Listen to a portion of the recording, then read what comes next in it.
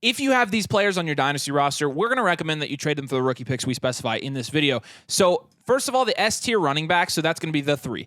Brees, Bijan, and Jahmyr Gibbs in no particular order. Each of them we would ship away for the 101. And I think you do have a lot of people in Dynasty that are still clinging to that old running back heavy strategy that was very popular 2017, 2018, 2019, where you had tons of running backs going in the top 24 of Dynasty startup drafts. And when you're looking at the data from the last 4 years, really since the NFL landscape has shifted and as Dynasty players have gotten smarter with their value, you're still looking at the data of running backs drafted in the top 24 of Dynasty startups. Their average ADP change year over year is minus 42. That is 3.5 rounds of value on average they lose year over year when they're drafted in the top 2 rounds of Dynasty startups.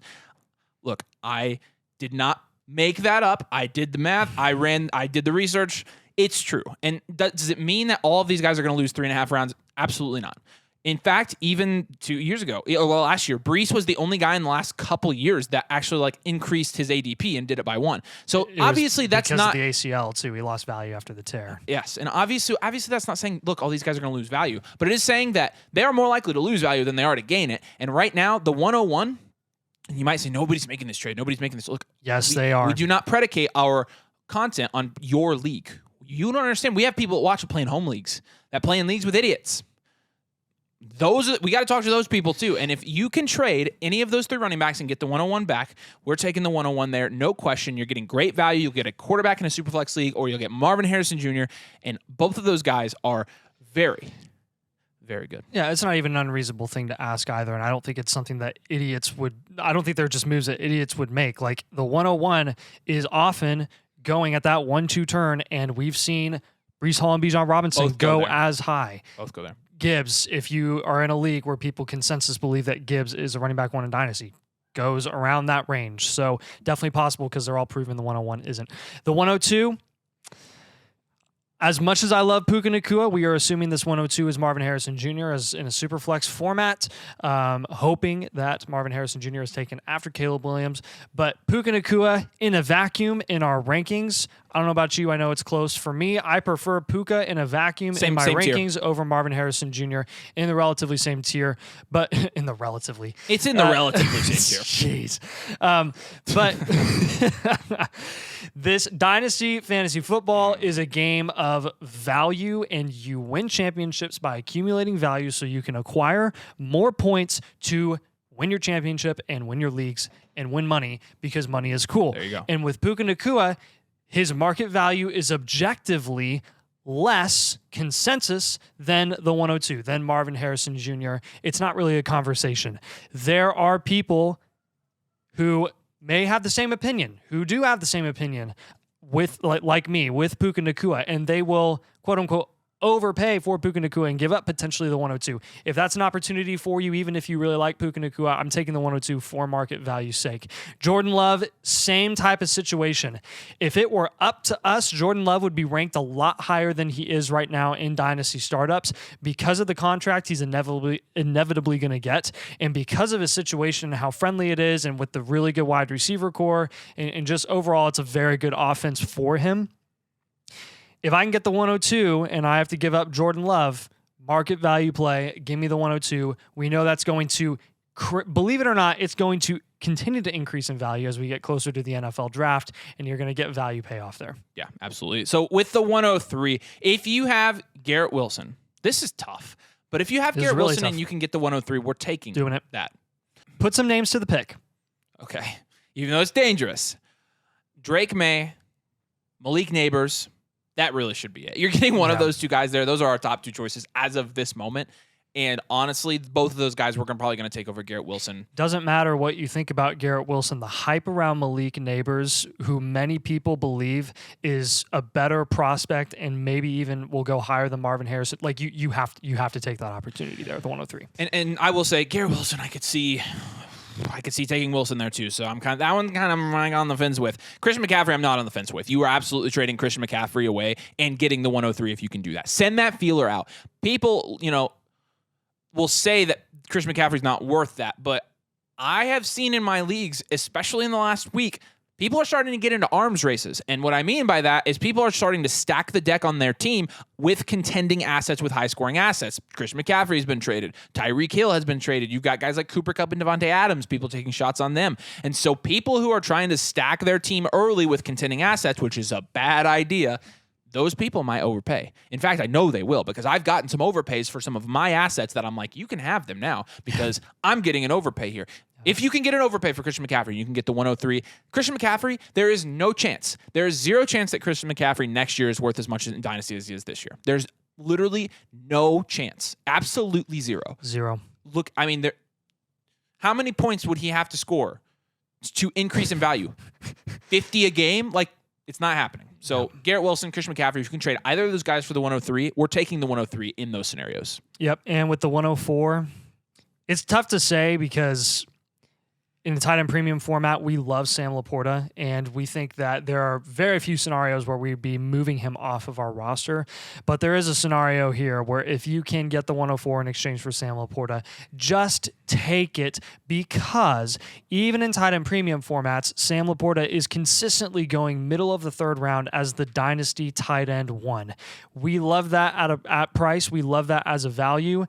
So many people, even in tight end premium formats, value the 104 over Sam Laporta, and they would, if you were to move Laporta, get the 104, move that 104, you'd be getting more valuable assets than Sam Laporta from a market value perspective. Easy. Trevor Lawrence is going to be the next guy here.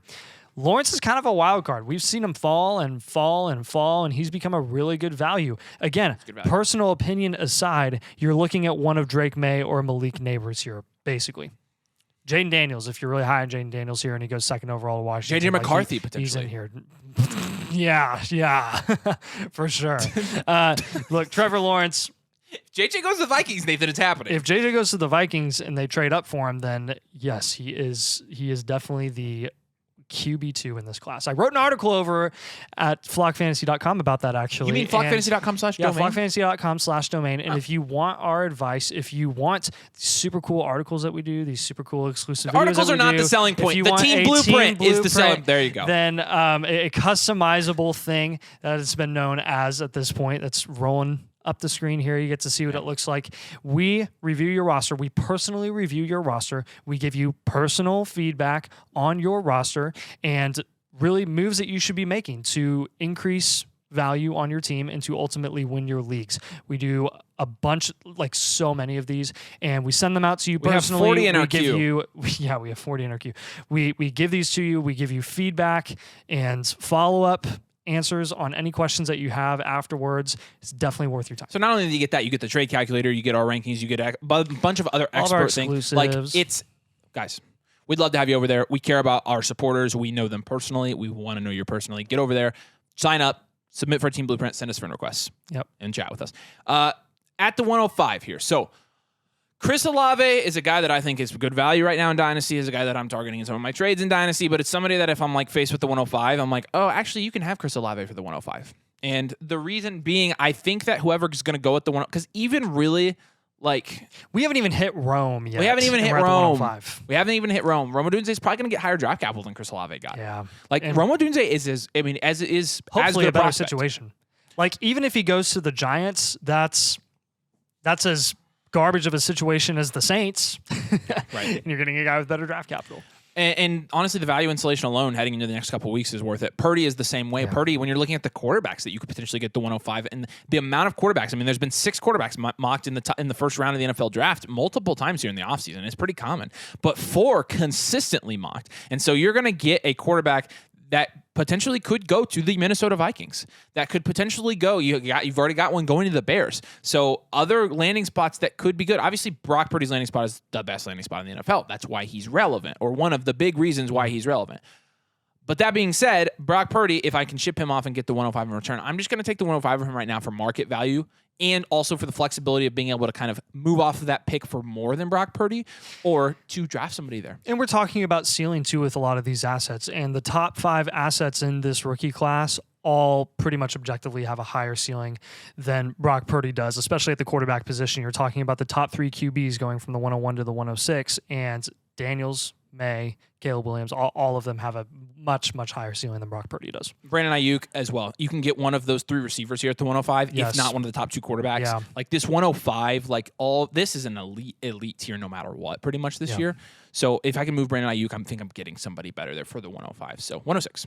Yeah, so at the 106, we're going to go with the Dolphins receiving duo here, Waddle and Tyreek. If you can move off of either of those guys and get the 106 in exchange, then go for it. Why? Because you are getting a wide receiver 1 on their respective team who is getting top-notch draft capital in the first round at the 106 here, and you're giving up either the wide receiver 2 in Jalen Waddle, who will be the wide receiver 2 for 2 more years, and Tyreek Hill, who just turned 30, and people in Dynasty are terrified of the big 3-0, and he will perpetually decline in value as that 106 has the potential to increase even once you actually pick your player. So Jonathan Taylor will also be here. He's just kind of a guy that we put here by default. If you can manage getting the 106 in exchange for Jonathan Taylor, go ahead and do it. Jonathan Taylor was actually in our other video saying that if you could trade the 107 for Jonathan Taylor, then go ahead and do that. The 106 we think is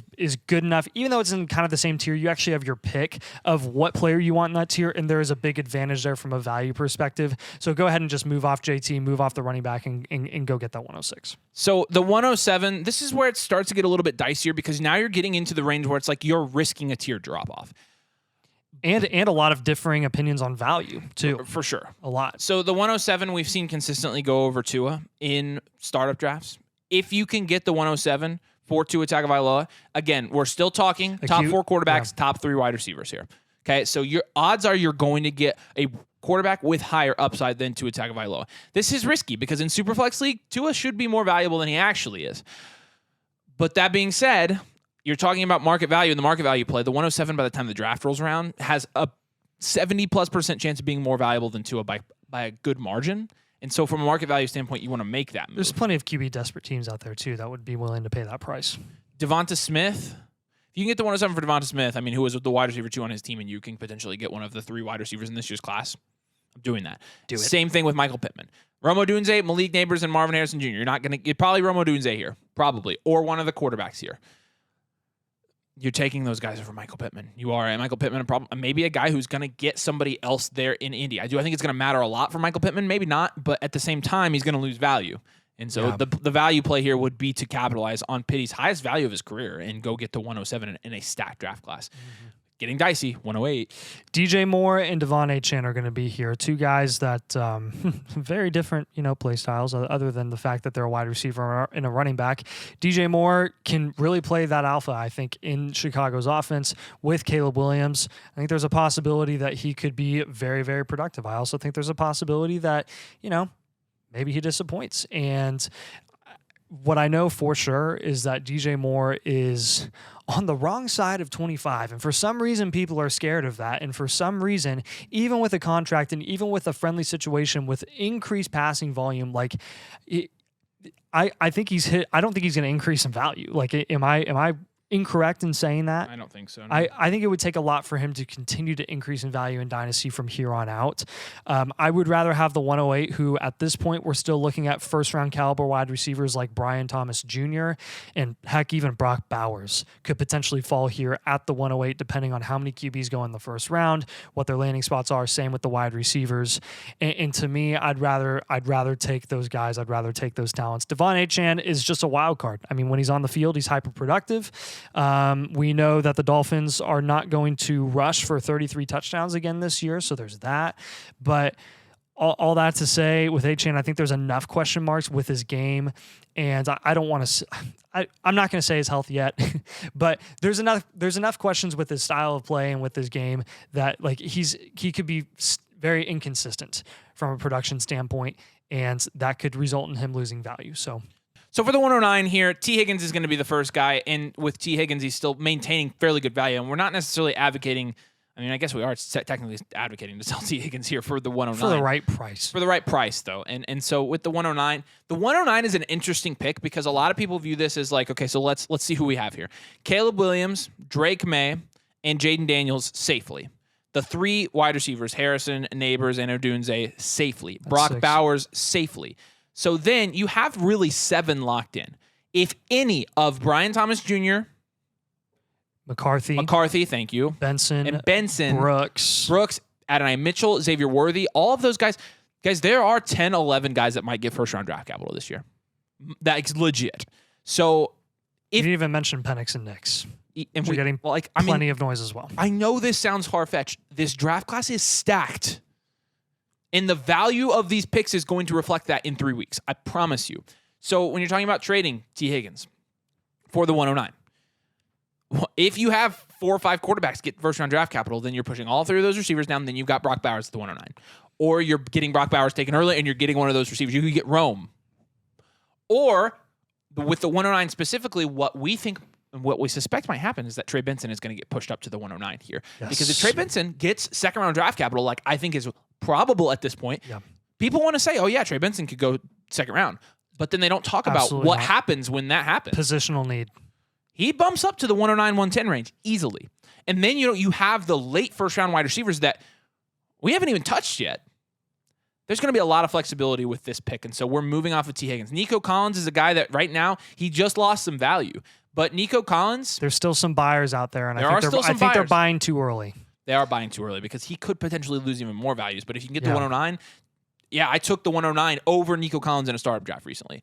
Etienne, I did the exact same thing. Etienne's not a guy I'm super comfortable drafting because, again, he's a running back, and I'm not super comfortable drafting running backs in startup drafts. And so if I can get the 109 and potentially get Trey Benson there over Etienne, I'd probably rather have Trey Benson at the beginning of his rookie deal than Etienne.